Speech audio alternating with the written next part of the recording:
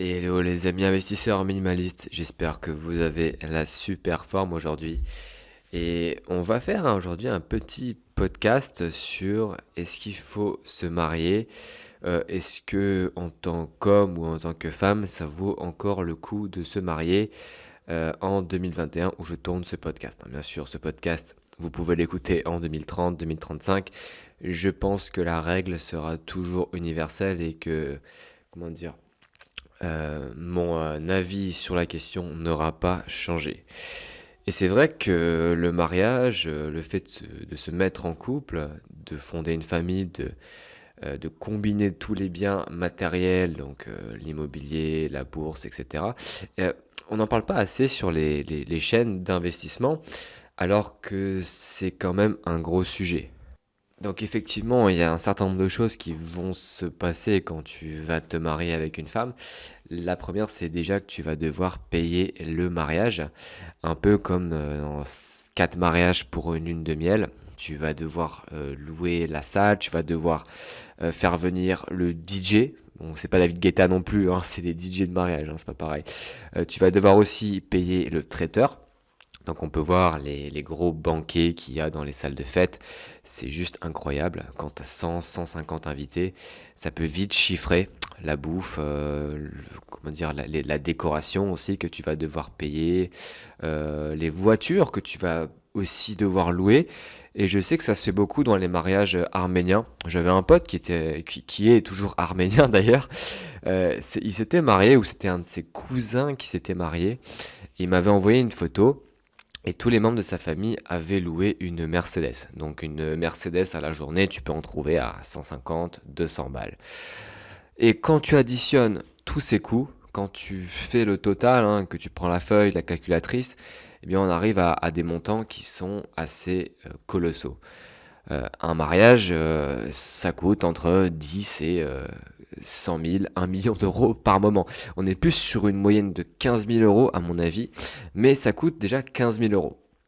Donc, première dépense. Ensuite, deuxième dépense quand tu vas te marier, c'est d'acheter une maison. Parce que quand tu te maries, tu es dans l'optique de faire des enfants.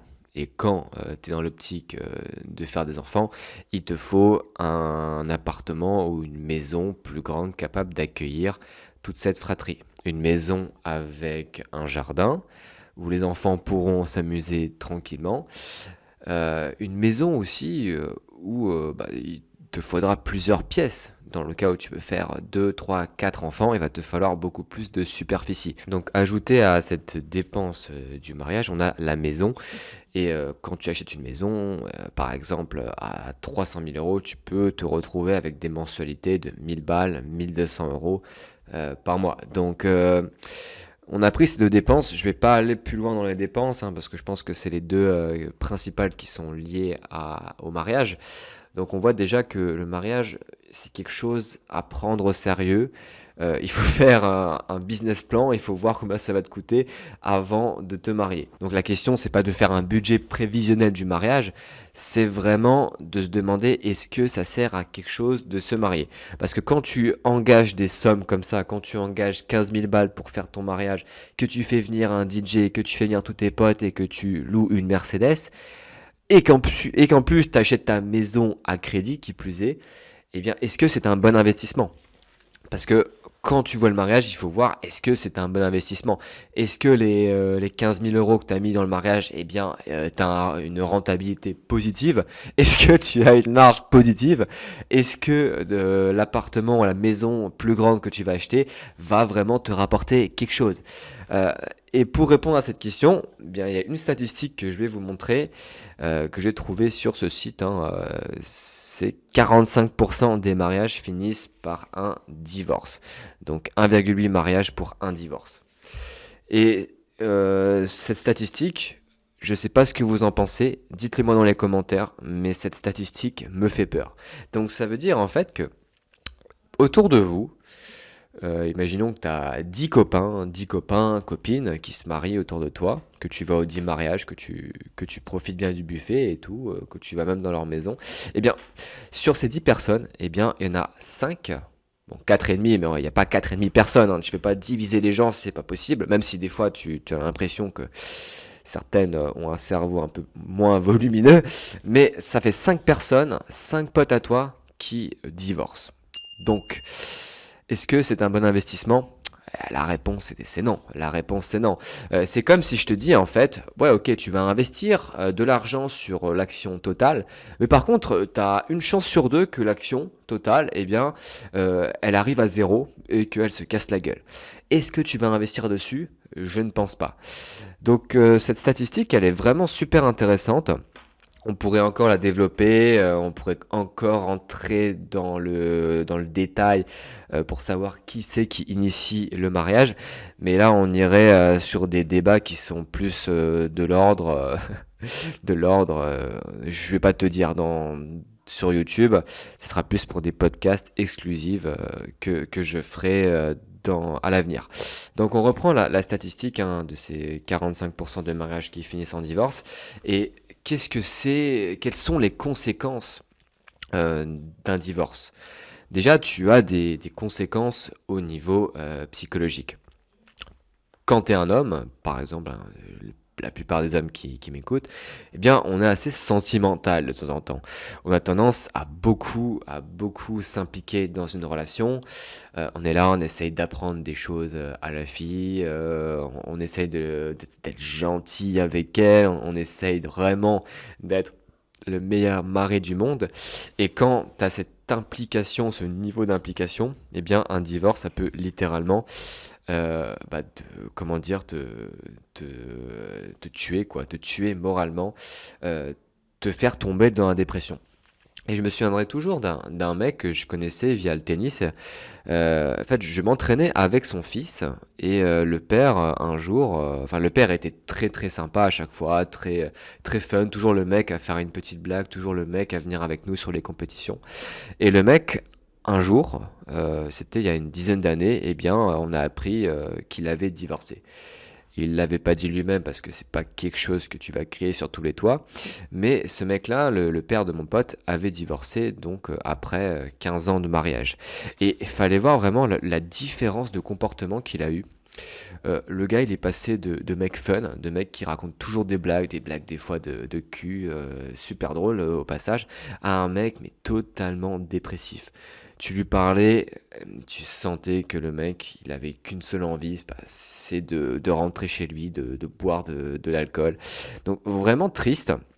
Euh, et il n'y a pas qu'au niveau psychologique que ça se voyait, surtout au niveau physiologique, le mec avait perdu 30 kilos, c'était limite un squelette, le mec me faisait peur. Et on associe souvent hein, cette souffrance psychologique, physique au travail, mais il faut aussi savoir que le divorce, ça peut te provoquer, comment dire, des dégâts similaires sur ton corps et surtout au niveau de ton psychisme. Et encore une autre histoire que je vous raconte, hein. C'était quand j'étais en stage, mon tuteur de stage, hein, très sympa, que je ne vais pas vous dire son prénom, eh bien, il était en pleine instance de divorce, il était en train de divorcer. Et le mec, je voyais dans son regard qu'il était au bout de sa vie. Je voyais que quand il y avait un message qui arrivait, eh bien, il était en train de regarder, il attendait le message avec impatience et il espérait vraiment que ce soit sa femme ou son ex-femme qui lui envoyait un message. Et un jour, eh bien, il était vraiment au plus mal et on a parlé ensemble pendant la pause déjeuner. Et il m'a dit, ouais, non, ça va pas du tout, on est en train de déménager, psychologiquement c'est super difficile. Et le mec, je vous mens pas, j'ai l'impression qu'il allait chialer, qu'il allait s'adosser contre mon épaule et qu'il allait fondre en larmes. Et là, je me suis dit, bah, il y a quand même un problème, quoi. On nous vend le mariage comme un truc hyper glamour, que c'est, comment dire, la consécration de ta vie, que tu vas atteindre un niveau de bonheur, comment dire, illimité. Et là, je me retrouve avec mon tuteur de stage qui chiale limite à mon épaule et qui me dit que voilà, le mariage, machin, a détruit sa vie. Et les conséquences du mariage, on a parlé maintenant des conséquences psychiques, les conséquences physiques, mais la principales conséquences que je voulais évoquer avec vous, c'est surtout les conséquences pécuniaires. Parce que quand tu veux te marier, en fait, c'est un contrat. Tu vas signer un contrat de mariage avec ta femme auprès du notaire. Et un contrat, finalement, c'est comme un contrat d'achat, un contrat de vente. Eh bien, il stipule un certain nombre de choses, dont la répartition du patrimoine. Et quand tu te maries, au début, tu as le choix entre trois régimes. Donc le régime de la séparation de biens, où là, eh bien, les biens des époux ne sont pas mélangés. Tu as le deuxième régime qui est le régime de communauté réduit aux acquis. Donc ça veut dire en fait que si tu te maries le 16 janvier 2020, eh bien tout ce que tu vas acquérir comme bien, que ce soit des actions, que ce soit de l'immobilier, que ce soit une voiture, eh bien ça va rentrer dans le patrimoine commun comment dire, avec ta femme après cette date. Tout ce que tu as acquis par contre avant la date de mariage, eh bien ça t'est propre et c'est toujours, comment dire, ça dépend toujours de la séparation du bien. Donc si tu as acquis ta résidence principale avant de te marier et que tu as opté pour le régime de communauté réduit aux acquis, eh bien tu vas quand même pouvoir retrouver ta petite voiture ou ta résidence principale si tu divorces. Et le troisième régime, c'est le régime de communauté. Donc il n'y a pas de réduction aux acquis. Le régime de communauté pur et dur. Donc ça veut dire en fait que quand tu épouses ta femme, eh bien tous tes biens personnels, tous tes biens patrimoniaux que par exemple ton grand-père t'a légué ou ton père t'a légué, eh bien ça va aussi appartenir à ta femme et aussi, comment dire, et vice-versa, tout ce que elle a, eh bien, t'appartient. Et c'est ce troisième régime qui est, comment dire, choisi par la plupart des couples mariés, le régime de la communauté. Est-ce que c'est bien? Est-ce que c'est pas bien? Il faut déjà comprendre pourquoi la plupart des gens prennent le régime de la communauté. Tu prends le régime de la communauté, déjà, tu peux le prendre pour deux raisons. La première raison, elle est purement, comment dire, émotionnelle. C'est que tu te maries avec une femme, tu es tellement dans l'émotion, tu es tellement dans la joie que tu dis, allez ma chérie, on va mettre tout en commun, on va être les amoureux de la vie, euh, on va être nous deux contre le monde, allez, on met tout en commun. Et la deuxième raison, et c'est une, comment dire, une raison qui est beaucoup plus fréquente que la première, c'est par intérêt. Par exemple, tu vas prendre un homme ou une femme qui a beaucoup de biens personnels, eh bien tu vas avoir des personnes qui vont graviter autour de cette personne pour essayer de gratter un petit billet, d'essayer de gratter 2-3 euros lors du divorce. Et c'est ce qui s'est passé aussi pour Jeff Bezos, pour Bill Gates, des mecs qui sont très fortunés, qui, à mon avis, n'ont pas dû réfléchir à leur contrat de mariage. Bah, et là, ils se sont retrouvés à payer des milliards d'euros, voire même céder des parts de leur entreprise à leurs femmes. Donc, ce troisième régime, il est dangereux et c'est ce qui cause la plupart des dommages pécuniaires. Donc, au final, on se pose la question, se marier, est-ce que ça sert vraiment à quelque chose? Est-ce que ça sert à quelque chose de risquer de perdre son patrimoine immobilier, de perdre comment dire, son patrimoine financier? Euh, Moi, je pense, et mon avis, comment dire, vis-à-vis du mariage, c'est que ça ne sert absolument à rien de se marier. C'est un truc qui valait peut-être le coup il y a, comment dire, 50 ans, mais avec tout ce qu'on peut voir, avec l'émergence des réseaux sociaux, avec Tinder, etc., ça ne vaut pas le coup. Déjà, tu as une chance sur deux que ta femme ou ton homme, eh bien, elle te trompe. Tu as aussi la lassitude vis-à-vis de ton partenaire et tu as encore les risques pécuniaires qui s'ajoutent à ça. Donc, moi, je te conseille vraiment, si tu m'écoutes, si t'as pas encore planifié ton mariage, c'est ne te marie pas, n'essaye pas de jouer au sentimental, tout le monde s'en branle. Tu te tires une balle dans le pied. Tu vas te marier et aussitôt que tu vas te marier, figure-toi que tu as déjà une chance sur deux de divorcer. Donc ajouter à cela, si t'as pas bien comment dire, négocié ton contrat de mariage, que t'as pas mis de clause, eh bien tu vas te retrouver baisé. Donc on prend par exemple le scénario d'une personne voilà, qui est sur cette chaîne, qui s'intéresse à l'investissement, qui a commencé à investir à 18 ans, hop là, 400-500 euros par mois. au bout de 20 ans, à ses 38 ans, eh bien, cette personne-là, elle acquiert un patrimoine de 200 000, 300 000, 400 000 euros, peu importe. Elle se marie sans contrat de mariage avec le régime de la communauté qui est par défaut, hein, tout c'est fait exprès. Eh bien, qu'est-ce qui se passe? Divorce, je perds tout, je donne la moitié à ma femme, si ce n'est plus. Donc là, tu vas me dire, ok Quentin, tu me conseilles pas de me marier, c'est un truc de has-been, voilà, les probabilités sont contre moi, les femmes sont contre moi, mais qu'est-ce que je dois faire si je rencontre la bonne? Et figure-toi que c'est une question à laquelle j'ai pensé, parce que je suis actuellement en relation avec quelqu'un, et bah déjà, je ne compte pas me marier parce que je trouve que c'est absolument pitoyable de se marier. On développera encore le sujet dans d'autres podcasts, mais il n'y a pas que les raisons que j'ai évoquées qui ne me donnent pas envie de me marier, il y en a d'autres aussi, mais ça fera l'objet d'autres podcasts, comme dit. Mais là, comment dire, les critères à regarder déjà, c'est la femme intrinsèquement, c'est regarder la femme ce qu'elle est. Et là, je vais vous donner quelques petits exemples. Déjà, une femme avec qui tu te maries et avec qui tu projettes d'avoir des enfants, eh bien, il faut déjà qu'elle ait l'instinct maternel. Il faut qu'elle soit, comment dire, que tu l'imagines avec des enfants en train de leur apprendre des trucs, en train de leur cuisiner des trucs des fois, même si moi aussi j'aime cuisiner, mais c'est vraiment un critère qui est important pour moi. Deuxième critère qui est purement physique, c'est qu'elle ait un bon physique. Tu vas pas te marier avec une boule de bowling ou avec une dégueulasse, quoi. Je suis désolé pour les mots, mais prends le critère physique. Et pourquoi le critère physique?